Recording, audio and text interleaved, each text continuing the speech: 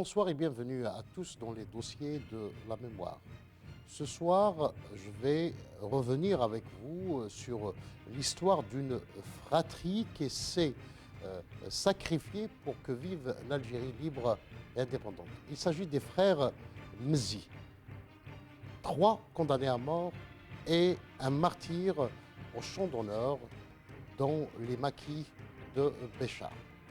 J'ai le plaisir de recevoir ce soir, pour revenir sur l'histoire du sacrifice de cette famille, M. Saleh Mzi, un ancien condamné à mort. Bonsoir et bienvenue dans les dossiers de la mémoire, M. Mzi. Votre famille compte 3 condamnés à mort. Oui. Et un shahid, un martyr. Oui. 2 shahids. 2 shahids. Et Shafiq. 2 shahids. Donc l'un des condamnés à mort a été exécuté en Guillotiné le 9 octobre 1957. Alors, et vous, on vous a arrêté à l'âge de 13 ans. Lors des élections municipales D'abord. à El Biar. De 1947. 47. Après, donc vous avez commencé à militer très très jeune avec J'avais 13 ans. frère.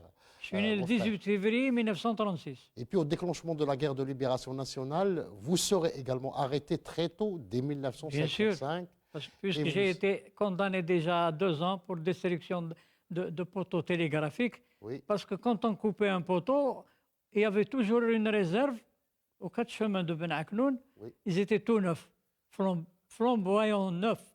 Ce qui fait qu'il est remplacé. Un poteau coupé, il est remplacé tout de suite. Alors, Donc, alors, à partir de 1957 jusqu'à l'indépendance, vous allez connaître plusieurs prisons coloniales. Bien sûr. Commençons par Serkaji, Barberousse, Harrach, Koudia, Lambez et Barwagia à fin de compte. Mais avant donc l'arrestation, il y avait l'instruction qui était également très dure. C'est la porte aux enfers, comme on dit. Cette instruction souvent injuste, raciste. C'est Oui. ça Quand on a été coloniale. arrêté, Oui. nous étions 16 fidèles à El Biar. Oui. Notre arrestation a été suivie d'un attentat qui a été préparé par Shafiq, Oui. l'exécuté, Votre frère, Allah oui, yarhamou, Shahid, à Diaf Ali, qui est mort d'année, Allah yarhamou. oui. Il a déposé une bombe défensive au hublot de la mairie d'El Biar. Ouais. Comme il n'a jamais participé auparavant à l'organisation, il a déposé la bombe. Quand il y a eu la déflagration, il est reparti sur le village. Le village, une personne l'a vu, ils l'ont arrêté. Et c'est de là qu'il y a eu l'arrestation. Ils ont commencé par Shafiq, puisque c'est lui qui lui a donné l'ordre. Oui. Et ensuite, ils ont suivi toute la famille. Mohamed, Allal était déjà au maquis. Oui. Parce que quand on a été arrêté, هو طلع. Bien sûr, nous avons été répartis dans les cellules à torture. Nous sommes tous passés par la torture et réparpillés dans plusieurs commissariats. Les civistes à l'époque, parce que dès 1955, parce qu'on pensait que c'était la torture, certains disent qu'elle a commencé... C'était la baignoire. Oui. La baignoire. On nous dépouillait de nos vêtements, on nous mettait un bâton entre les jambes, on nous attachait les mains et on nous trempait nos têtes dans la baignoire qui mélangeait à tout venant. Ouais. Je ne peux pas préciser ce qu'il y avait dedans. Ouais. Et on nous a incité à, si on devait parler, on devait lever le doigt. Mais on a tenu tous. Parce que la devise, c'était tenir au moins 24 heures. 24 heures. Alors, après donc, ces sévices, oui. Il y a le juge d'instruction. Quand on est arrivé... C'est quelque chose qui vous a marqué, parce que votre frère... Je viens. Oui. Quand nous étions d'abord répartis après l'isolement à la prison de Barberousse. Ouais. On est descendu à la salle passager et c'est de là qu'on nous a transférés dans les salles. Ouais. Nous étions les 3 frères dans la salle 11. Et ensuite, quand il est arrivé pour l'instruction, c'est, je ne sais, je me rappelle pas si c'est la 8e ou la 3e chambre. De toute façon, c'était Paul Caterino, le juge d'instruction. Mon frère Shafiq a été torturé à la place de Padovani. Il a eu le courage de garder son slip avec du sang et du sable ou rmel. Quand il est arrivé, j'étais moi et Shafiq. Et nous étions assistés par Maître Bensoumi. Ammar Bentoumi. Ammar Bensoumi, Allah yarhamou. Oui. Le juge d'instruction a posé la question à mon frère Shafiq. Il lui a dit, Monsieur Mézi, quand vous arrivez ici, vous êtes tous pareils. Vous dites que c'est les tortures, mais vous êtes tous contre la France. Mon frère a répondu textuellement, Monsieur le juge, nous ne sommes pas contre la France. Nous sommes contre le colonialisme français. Et je vais vous donner une preuve. Monsieur le juge, il y a eu bien une personnalité qui est arrivée en Algérie ces jours-ci. Pouvez-vous me dire, monsieur le juge, par qui et comment elle a été reçue? Oh, je ne vois pas. Moi, je vais vous le dire, c'était Guy Mollet. Il a été reçu par une poignée de colons et un coup de tomate. Guy Mollet était à l'époque président du Conseil. C'était la 4e Président République. du Conseil. Voilà. Ça. Ensuite, il a répondu, le juge d'instruction a répondu à mon frère. De toute façon, les Arabes aussi, c'est des colonialistes. Monsieur le juge, c'était des colonialistes, mais vous oubliez peut-être. Ils ont occupé l'Espagne pendant 7 siècles. Effectivement. Mais monsieur le juge, vous oubliez une chose. Ils sont arrivés jusqu'à Poitiers aussi. Il avait un stylo en main, il a laissé tomber. Ça, ce que je suis en train de dire, j'ai assisté. J'étais avec mon frère Shafiq. Ensuite, le juge d'instruction, de toute façon, mon frère a répondu, Monsieur le juge, est-ce qu'ils sont sortis de là-bas? Mais ironiquement, oui, à coup de pied. Monsieur le juge, vous sortirez d'ici à coup de pied. Du tac au tac. Du tac au tac. Alors, après cette instruction qui vous a marqué... Oui. J'ai pas terminé. Oui, allez-y. Le juge d'instruction a dit à mon frère Shafiq, Shahid Allah yarhamou, il lui a dit comment vous allez combattre une armée régulière avec ses tanks, ses chars, son armée d'élite, avec ses troupes. Mon frère, ironiquement, lui arrive à la figure. Alors, monsieur le juge, nous faisons des embuscades. Nous tuons vos troupes. Nous prenons leurs armes et nous tuons d'autres pour que l'Algérie libre et indépendante vivra. Donc monsieur Mzi, oui. Après cette instruction qui vous a marqué, oui. Il va y avoir le procès, la condamnation à mort. J'en viens. Oui. On a été jugé par le tribunal militaire. Oui. Et la première question que le juge d'instruction militaire a dit à mon frère, Shafiq, il lui a dit, avez-vous quelque chose à dire? La première des choses que mon frère Shafiq a répondu, Monsieur le juge,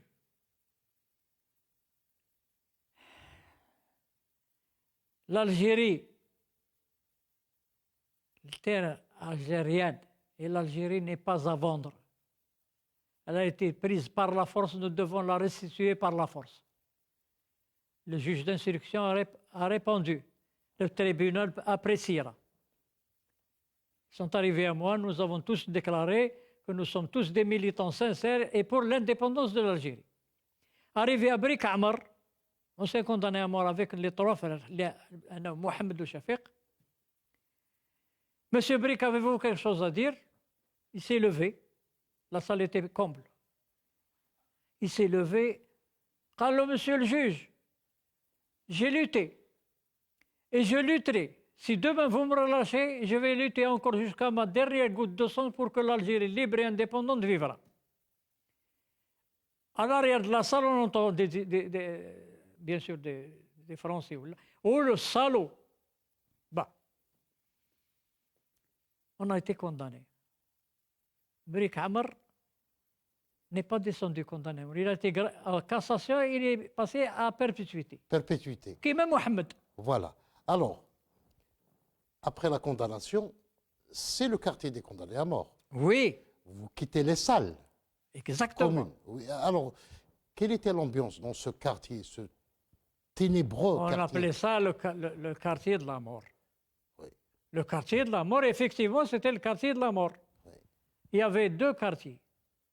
Le quartier chinois, qu'on appelait, et le quartier où il y avait la pharmacie de Serkaji, la maison-prison Barberousse.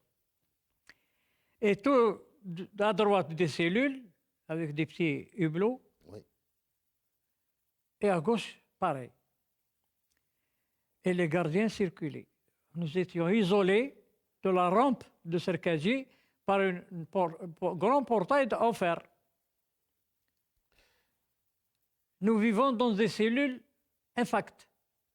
2, 3 personnes jusqu'à 4 personnes dans la même cellule. Nous faisons nos besoins dans la cellule. Nous avions une petite paillasse pour dormir en crin, avec un oreiller en crin et une tenue où nous avions une croix dans le dos. Tous les condamnés à mort avaient une croix jaune ou blanche dans le dos qui démontrait le condamné à mort.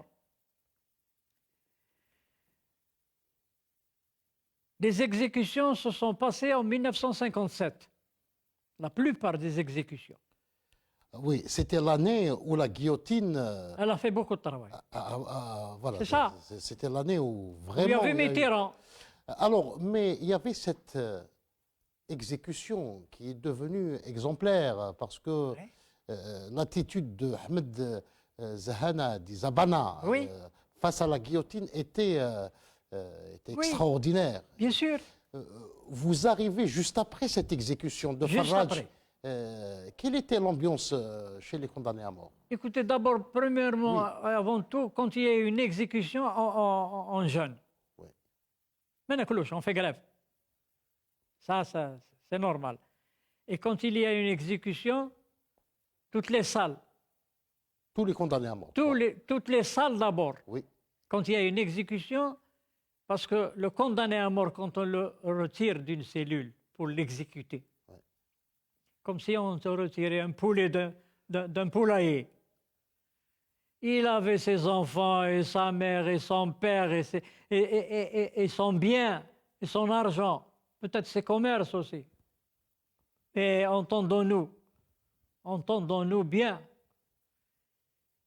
il n'y a pas un dans l'ensemble qui a pleuré ou a dit autre chose que l'indépendance d'Algérie, en réclamant d'abord. Et en criant fort, haut fort, Allahu Akbar, personne n'a demandé, personne n'a pensé à son bien pour que l'Algérie libre et indépendante vivra. Et à ce moment-là, on entendait les you-you de la Casbah, parce que Barberousse était juste au haut de la Casbah. Mais la vie d'un condamné à mort, nous étions dans les cellules, infectes, le manger immangeable. Et plus que ça, on ne dormait pas la nuit. C'est-à-dire vous vivez une perpétuelle terreur. On a changé de vie. Ouais. Par terreur. Parce que toutes les exécutions se sont passées à l'aube. Ce qui fait qu'on récupérait la journée. Ouais. La journée, ceux qui psalmodiaient le Coran, ou ceux qui faisaient la prière, et on faisait la sieste. On ne peut pas dire sans dire la vérité. Mais la nuit, dès la tombée de la nuit, vous savez que dans la cellule, nous avons un petit petite étagère. Et nous avions Hachakom, où on faisait tout. On avait des robinets et des brocs à main en plastique. Et là, la nuit, pour nous, c'était l'enfer. Personne ne dormait. Vous étiez avec votre frère Shafiq J'étais dans la même cellule que mon frère Shafiq. Et Bournan Mohamed. Et Bournan Mohamed, est-ce que vous pouvez, le jour de son exécution, Oui. est-ce qu'il savait? Écoutez, M. Shafiq s'est donné cœur et âme. Oui. Nous étions tous là et on s'attendait au pire. Parce que pour être condamné à mort. Non, c'est-à-dire, vous évoquez le dernier jour du condamné à mort de votre frère, Shafiq. Mais on est resté 7 mois condamné à mort avant Oui, l'exécution. Oui, oui, oui. Parce que le 9 octobre 57, il y a eu l'exécution de Shafiq. Est-ce que ce jour-là, On ne savait rien du tout. On rigolait, on s'amusait entre nous. Dans les cellules, nous étions tous... On était conscients de ce qui nous attendait.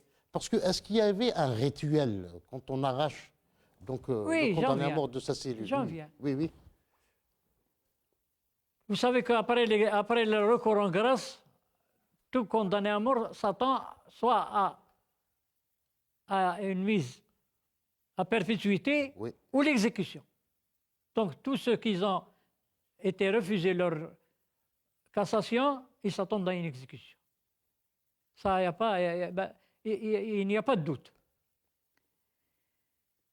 Quand ils sont arrivés, ils ont ouvert la portière de la cellule.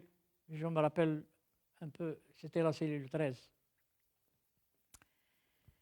Bournan Mohamed s'est levé, et Shafiq s'est levé, et moi je me suis levé. 9 octobre 57, à 3h45 du matin. Bournan s'est mis à crier « Restez, restez, c'est pour moi !»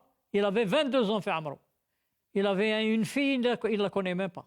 Mais c'est déjà, Fatiha. Premier à sortir, c'est Shafiq. Allahu Akbar, bqaw ala khayr al-khawat, hayya al-Jazair. Le deuxième, Bournan, pareillement. Et moi, je les ai suivis, puisqu'ils n'ont pas cité de nom. Ils ont dit, Mézé Bournan. Ils m'ont frappé la porte à la figure. Select. Je suis resté seul dans la cellule. وكان الفجر الأذان جبت الأذان نتاع الصبح وربي شاهد واش راني نقول. Et on était convaincus. On était là et on n'était pas pour rien à être là. On avait un but.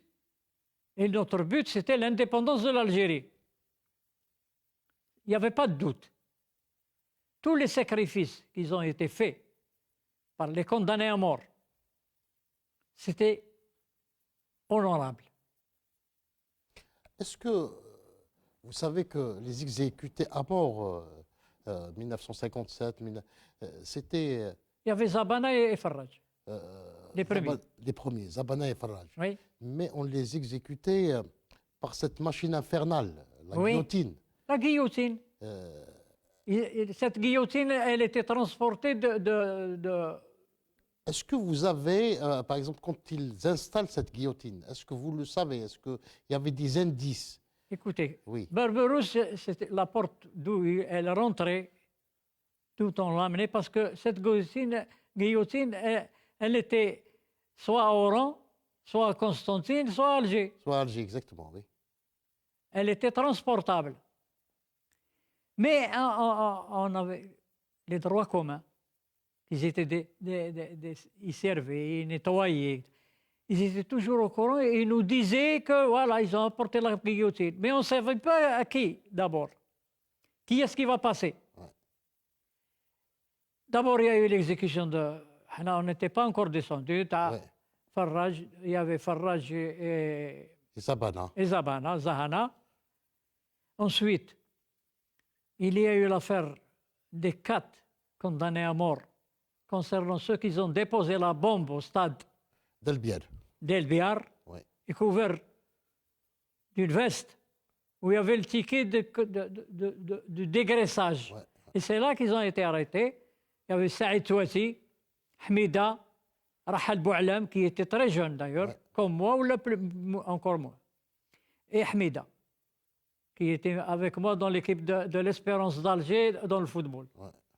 Voilà. Alors, maintenant, c'est tout un rituel. Oui, Vous m'avez dit, le prisonnier, on le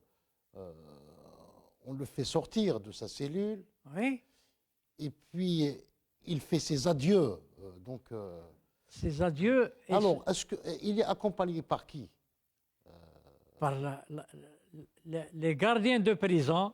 Oui, D'abord, avant de sortir un prisonnier, un condamné à mort pour être exécuté, ils ferment tous les guichets oui, pour que les autres condamnés à mort ne puissent pas voir qui a été touché d'abord. Ils ferment les hublots. oui. Et quand le condamné à mort est sorti de sa cellule, ils lui mettent la main à la bouche pour ne pas qu'il crie. Parce qu'ils savent tous, il y a eu des exécutions auparavant, Oui, oui. et tous ont prononcé les 3 mots. Allahu Akbar, bqaw ala khayr al-khawat, tahya al-Jazair. Et puis il y a l'avocat, etc., comme on vient de voir. Ça, attention, les avocats étaient présents à l'exécution. Oui. Non pas quand ils ont sorti. On les fait sortir, c'est les gardiens qui le font. C'est les gardiens qui le prennent. Alors, maintenant, au niveau, donc, devant cette machine infernale, Oui. à la cour de Serkadji, Oui. qui sont les personnes autorisées à assister donc, Eh bien, le commissaire du gouvernement, oui, l'imam, oui, l'imam, bien sûr, et les gardiens de prison, les surveillants en chef, et Boutella par exemple, qui m'a rapporté une chose que je vais vous le dire. oui.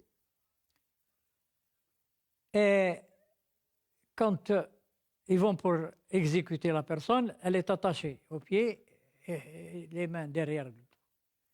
On lui enlève la chemise, le col de la chemise, pour que son cou soit libre, à la guillotine, et on le pousse où il y a un machin en osier,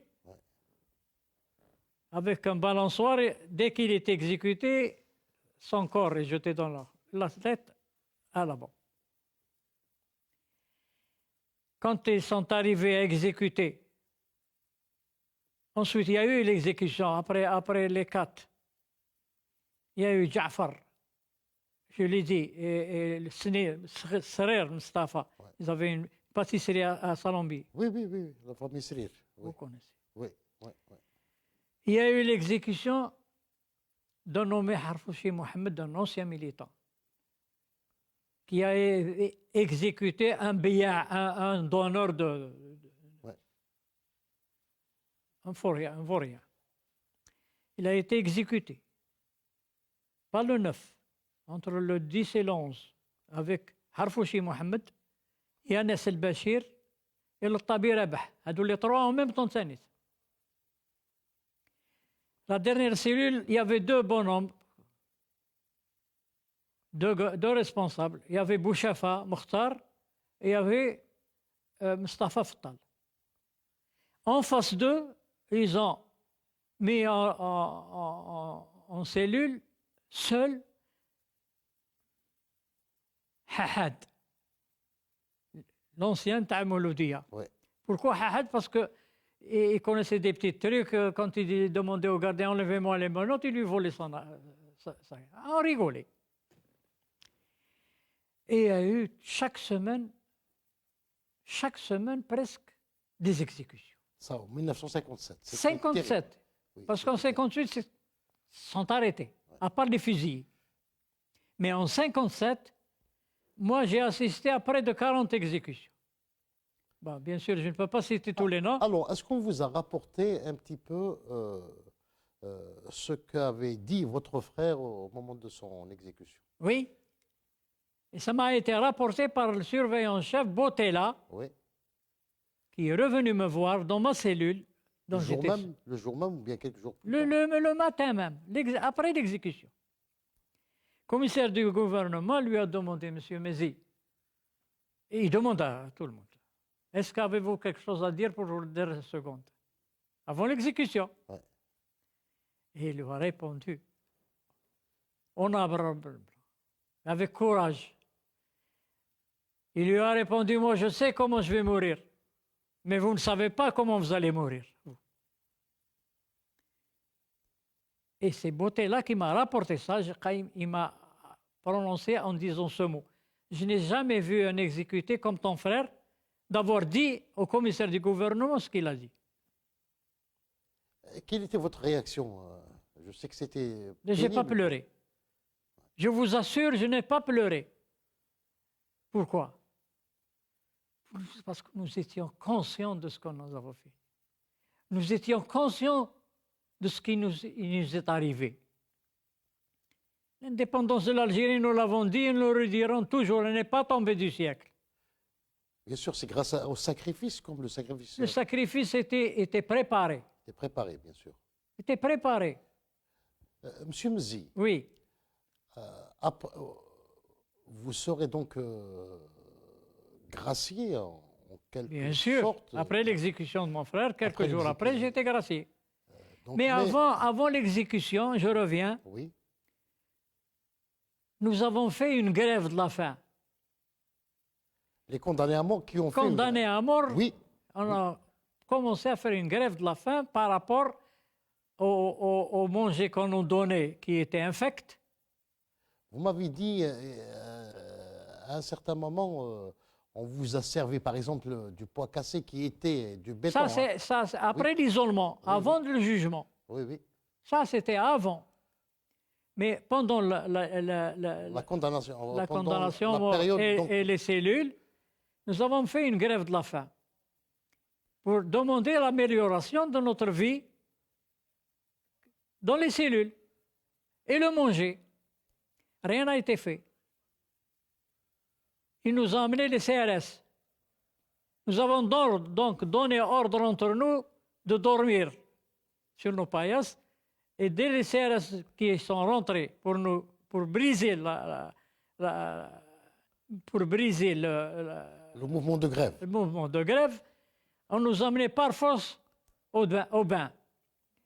Chose qu'on ne pouvait pas sortir puisqu'on tenait leurs pieds au CRS et on criait.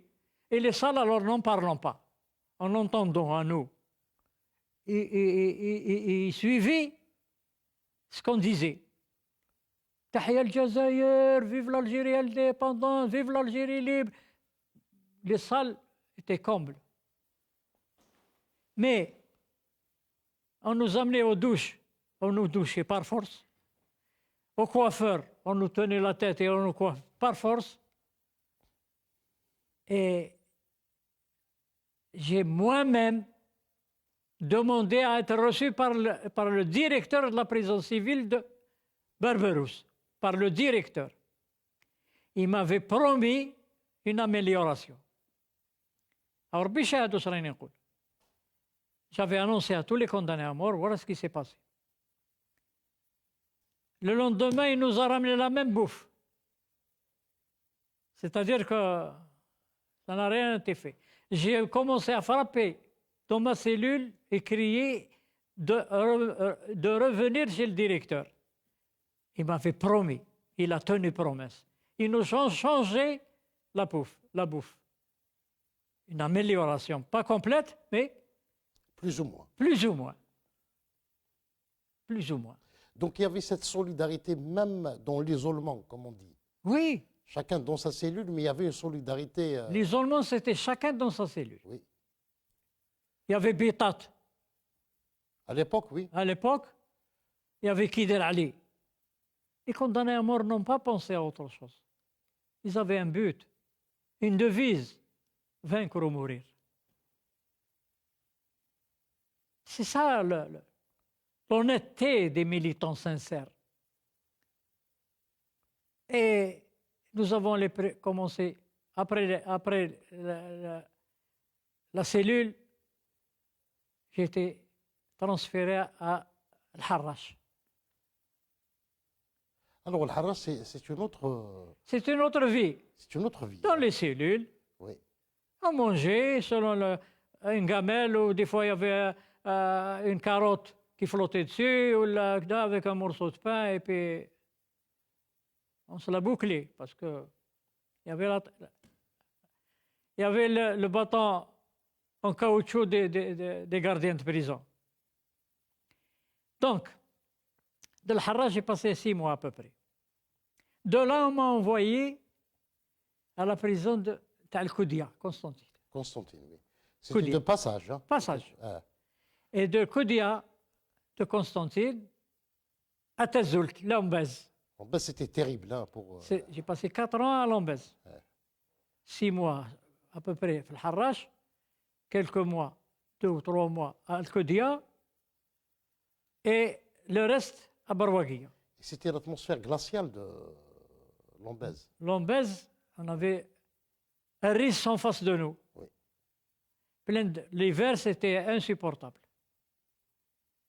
Et encore, on descendait prendre notre repas à l'effectoire. Grâce au sérieux des militants, il y en a beaucoup qui ont été bastonnés. Parce qu'il y avait le verglas, c'était le froid. Et dès que quelqu'un tombait, on le massacrait. On le massacrait. Et il faut qu'il revienne à sa salle ou à ses cellules. D'abord, c'était les perpétuités, ils étaient tous dans les cellules. Moi, j'étais dans les cellules à part, wahdi. Il y avait toutes les cellules de Lombez, et à l'extinction, personne ne pouvait parler, ou là, allumer quoi que ce soit. Aussi, il y a des petites touches avec un zit. Et on a commencé, le jour, quand on sortait à la cour, on avait un bonhomme qui nous a appris la langue arabe. Parce que j'ai jamais été à l'école avant. Oui. J'ai été à l'école française. C'est-à-dire, même malgré la violence, l'extrême violence Oui. de ce milieu carcéral, Oui. c'est-à-dire vous avez tenu quand même à garder à Toute exprimer nos foi, votre différence, notre foi. la foi. D'ailleurs, on était en train de voir tout à l'heure sur le petit écran cette image, la prière de l'Aïd Oui. que vous avez célébrée. Donc, Oui. Et je vais vous dire encore plus que ça. Plutôt dans la prison, oui. La plupart, c'était des lettrés, la Galbe. Eh bien, il y avait des hommes, Karin l'Arabia, ils nous ont appris, et on est arrivé jusqu'à seulement dire le Coran, à sa juste valeur. Il y avait Ben Allah était avec nous, Oui. en prison à Lombez. Il y avait les jeunes perpétuités de la Casbah. Il y avait Saïd El-Hawat, il y avait Saïd Belhout de Notre-Dame d'Afrique, il y avait Saïd.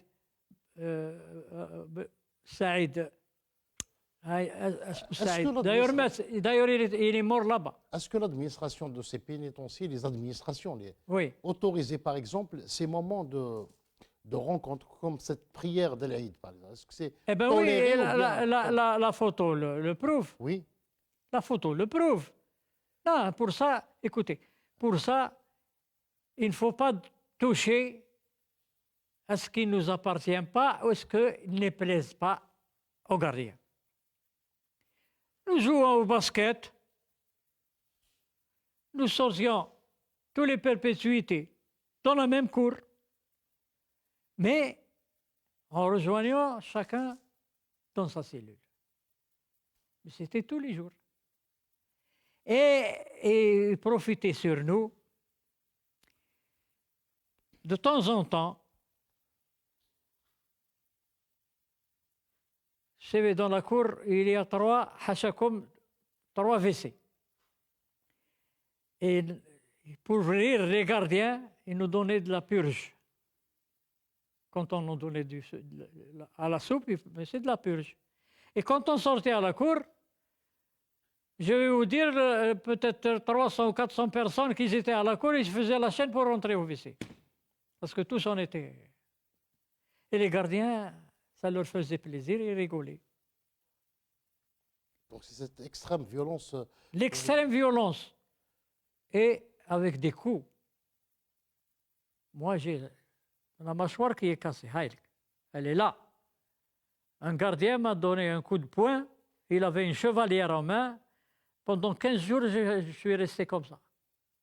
Elle est là. Et ça ne nous a pas empêché d'être conscients de ce que nous avons fait et où nous étions et pourquoi.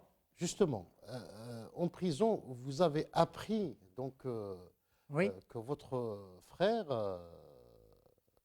est tombé au champ d'honneur. En 58. En 58, oui. En 58. Dans quelles conditions vous avez appris donc, Écoutez, je vais vous citer le cas de ma mère d'abord. oui, oui. Le 6e de nos frères qu'on n'a pas voulu faire participer à la Révolution, nous l'avons laissé parce qu'il avait des enfants, il était marié. Oui. Tandis que nous autres, les 5, on n'était pas mariés. Moi, le plus jeune, en parlant. Mais les autres, ils étaient quand même assez mûrs. Oui, oui. Quand il y a eu l'exécution, Khoya Ahmed Hadaya, Allah yarhamhum koul, il s'est avancé, il a pris ma mère entre ses bras. Il lui a dit, Shafiq Allah yarhamhum. Elle a crié, selon les dires de mon frère Ahmed. Oui. Elle a crié, ils l'ont entendu de la cité. Et c'était 57. Le laps de 57 à 58, en dormant, elle a dit à mon père Brahim, قالت له يوسف رحمة الله عليه. Arrête, qu'est-ce que tu es en train de dire? Moi, je suis consciente. Je sais que Youssef est tombé. Mais ça ne m'a fait pas, ça m'a pas fait de remords. Je sais qu'ils sont tombés au champ d'honneur. Mais le plus qui m'a fait mal, c'est qu'avoir pris Shafiq, ils lui ont coupé la tête. C'est là, et puis elle tombée, s'évanouit. Jusqu'à sa mort. On n'a pas oublié. Et jusqu'à sa mort, on n'a jamais, à la maison, jamais, في العياد البوزلوف ما دخل للدار. Je vais vous dire pourquoi. Parce que quand voyons le bouzellouf, elle tombait. Elle s'évanouit. Elle pensait à mon frère Shafiq. Donc, les effets de la guillotine étaient dévastateurs, Bien sûr. y compris dans les familles. Bien sûr. Sur les 222 exécutés, soit par arme, soit par guillotine, est-ce que ces gens-là, ces martyrs, n'ont pas leurs biens, n'ont pas leurs parents, n'ont pas leurs enfants? On parle de 500 000 de shahids entre nous.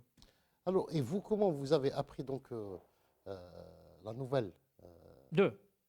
de la mort de votre frère au maquis C'est par Boualem, qui était au Malk. Oui. Boualem, je ne me rappelle pas de son... Il était marié à une Française. Oui. Vous savez qui est à peu près... Le nom, je sais que c'est Boualem. Et c'est lui qui nous a rapporté. Nous étions déjà en prison. Oui. C'est lui qui a rapporté que Youssef a pris. Qui était en Wilaya 5 avec Abdelhafez Boussouf. Oui, et d'ailleurs, l'attestation, je ne l'ai pas prise avec moi. Oui. D'ailleurs, il y a une attestation où Youssef était sous la responsabilité de Boussouf et il est tombé au champ d'honneur du côté de Béchar. J'ai rencontré les responsables du Malk. Ils sont à Birmandres. Oui. Birmandres. Oui. J'ai essayé d'obtenir où mon frère Youssef est tombé. Personne ne m'a donné quoi que ce soit. Il y avait un vieux, il a commencé à pleurer, j'avais compris. Mais il y avait d'autres qui se sont évadés, comme lui, des jeunes de Bellecour. Ils sont allés à la maison. Avant la grève, la manifestation du 11 décembre. Du 11 décembre 1960. Ouais. Où la jeune petite fille a dit qu'elle était chez nous, chez ma tante. À Watiqi, Saliha. Saliha Watiqi, oui. Oui. La plus jeune. Une autre Shahida également qui était une. Shahida, oui. Shahida, oui. Ils étaient à l'allée du Mûrier. Ouais. L'immeuble Hadak, il existe toujours et c'est à ma tante. Ouais. Et Ce qui est dommage. Permettez-moi de dire ça. Alors, non, Oui, est-ce allez-y. que en prison, donc Oui. vous étiez donc, est-ce que vous suivez donc ce qui se passait dans les maquis, Bien sûr. la lutte de libération, c'est-à-dire le cheminement, le processus révolutionnaire? Exactement, on Oui. savait tout. Pourquoi? Parce qu'il y avait même des gardiens qui nous apportaient Quelques informations. des informations. Des bribes, évidemment. Il y avait des Algériens gardiens de prison. Comme par exemple à Serkaji, il y avait Monsley, il y avait Mosley, il y avait Boualam, il y avait Khoud Derbek, qui allait يضرب Derbouka. Ouais. هذوك, il y avait Morsli. هذوك كامل, ils étaient en contact avec nous. Ils nous apportaient des nouvelles d'or. Il y avait un gardien qui était honnête, il s'appelait Frena, Ouais. à Serkaji. Il était 100% algérien presque. Il nous rapportait tout. On nous apportait des fois des revues, des journaux. Et il y avait de bouche à oreille, entre les détenus, on s'expliquait. Alors, Quelle était maintenant la spécificité du quartier des condamnés à mort? Que les Français, d'ailleurs les Français, c'était, les condamnés à mort, on les appelait les CAM, c'est-à-dire c'était oui, ça s'appelait le CD. ouais, oui, Le CD, oui.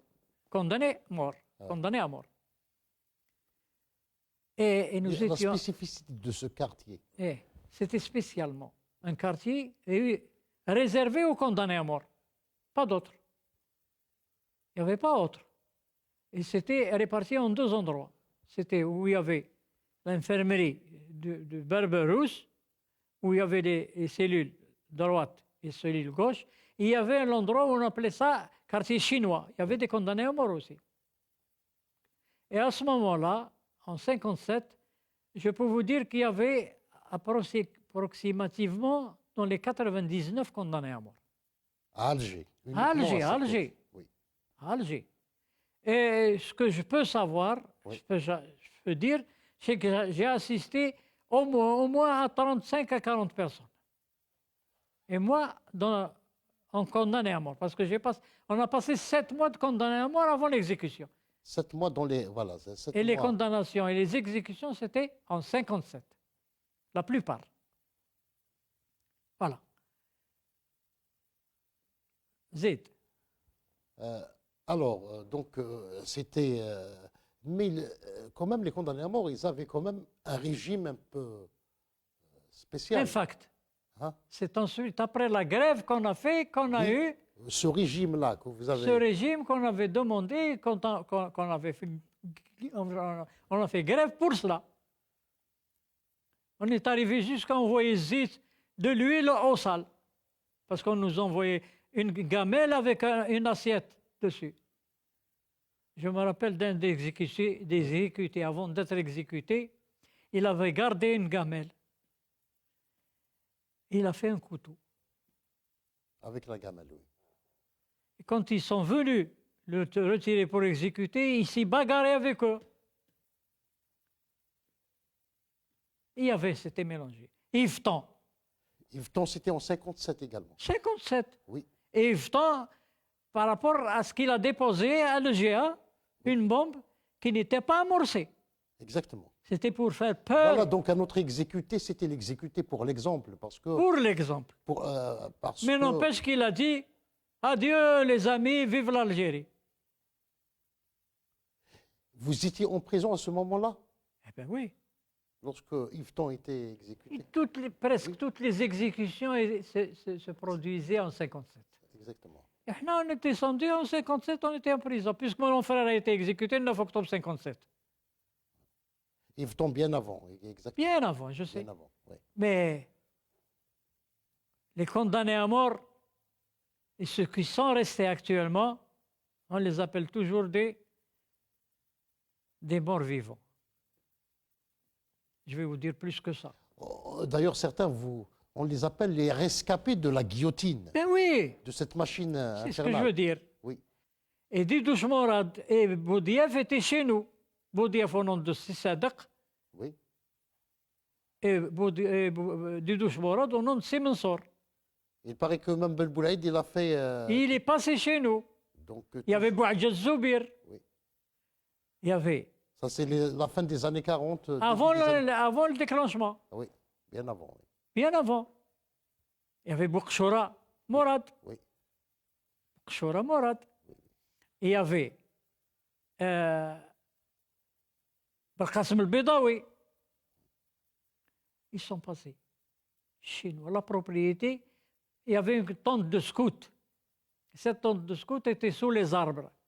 Car cette propriété, il y avait au moins 10 000 arbres de prunes. Donc, de haut, on ne voyait rien du tout. Quand des fois la police passait, ou là, qu'est-ce que c'est que ça? Ah non, c'est une tente scout, c'est pour les scouts. Parce que Shafiq, Allah yarhamou, l'exécuté, avait créé un groupe scout avant la construction de la cité des PTT, et il lui a donné le groupe Fouj el-Kifah. Parce qu'à El Biar, il y avait un groupe de scouts nommé El Iqbal. Il y avait plusieurs groupes. Il y avait plusieurs groupes. Maintenant, donc, vous voulez donc, à travers ce témoignage Oui. donc, d'un rescapé, vous êtes un rescapé de Oui.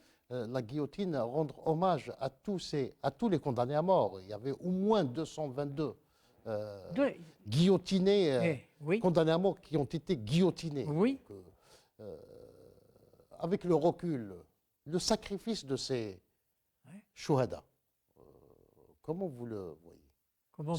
Comment nous prenons ça? Comment nous situons cette chose-là? C'était tout un simplement du monde. Nous étions convaincus, nous savions que était engagé, on devait récolter une chose de notre engagement. C'est simple. Tout militant sincère, avec naïveté, ils ne savaient pas et ils ne cherchaient pas à comprendre ce qui pouvait les attendre le lendemain. Pourquoi? Parce que on savait tous, et nous sommes tous des militants, anciens militants. Je dis bien, on est passé avant le déclenchement, Oui. tous des anciens militants. Oui, donc un dernier mot Le dernier mot, oui, j'ai un rappel aux jeunes. oui, هذا النداء للشباب الجزائري je le dirai en arabe باللغة ديالنا احتفظوا على البلد ديالكم عندكم جيش عظيم وعيون الخارج ماذا بيهم لو كان الجزائر طيح ولكن الجزائر ما طيحش خاطر عندها جدودها وجدود جدودها وعندها شهداء قبل الثورة من وقت الاستعمار الفرنساوي كافحوا على البلاد هذه وما زلنا نكافحوا على البلاد هذه باش ما يجيها حتى ضر ولا ظلم لا من الاستعمار اللي ماذا به يشوفونا طايحين خاطر الحاجه الاولى اللي وساوها كان تونس بروتيكتورا والمروك بروتيكتورا سمحوا فيهم باش يجيو الجزائر croyant que l'Algérie était française alors qu'ils avaient mis le doigt dans l'œil ils sont trompés parce que les Algériens ont du sang chaud عندهم إغارة وعندهم إيمان. Les Algériens, la jeunesse algérienne, elle a eu un petit retard. Pourquoi? Parce que à la veille de l'indépendance, on ne leur a pas appris qu'est-ce que c'est que la révolution algérienne. C'est tout. Aujourd'hui, vous prenez un jeune, la plupart des jeunes, qu'est-ce que c'est que l'indépendance d'Algérie? 54-62. Alors qu'il y a 54-62 avant, 54-62, et il y avait après l'indépendance de l'Algérie. et même avant, là, c'était une Avant terre de et résistance. après et après. Et c'est une terre de résistance, l'Algérie. Donc, je vous remercie d'avoir C'est moi qui vous répondu remercie à d'avoir nos pris questions. de votre temps. Merci beaucoup, Et monsieur vous trouverez Salah toujours Hamzi. prêt. Je rappelle que vous êtes un ancien condamné à mort. Vous Ancien faites partie condamné à mort. d'une famille qui Et a beaucoup assisté à donné. Shafiq, mon frère. Nous étions dans la même cellule. Il a été exécuté. Et tous les condamnés à mort n'ont pas pensé à leurs parents ni leurs enfants. Les trois mots qui ont été présentés et préparés et prononcés, Allahu Akbar, Allahu Akbar, بقوا على خير الخوى, تحيا الجزائر.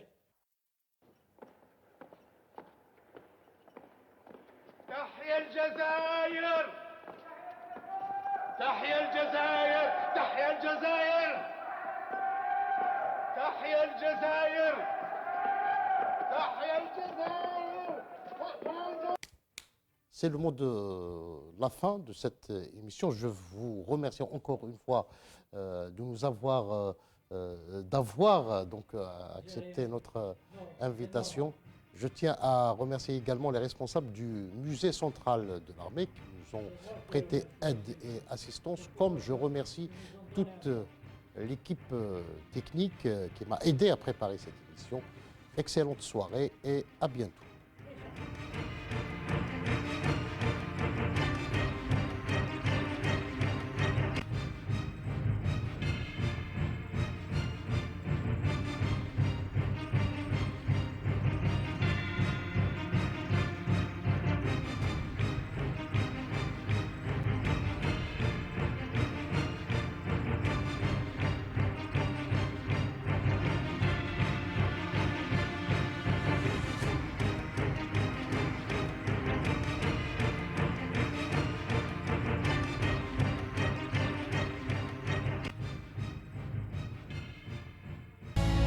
وأنت تقلب في صفحات التاريخ، تفتح نافذة على الماضي، تجول في الذاكرة لتأخذك الأحداث بكل تفاصيلها.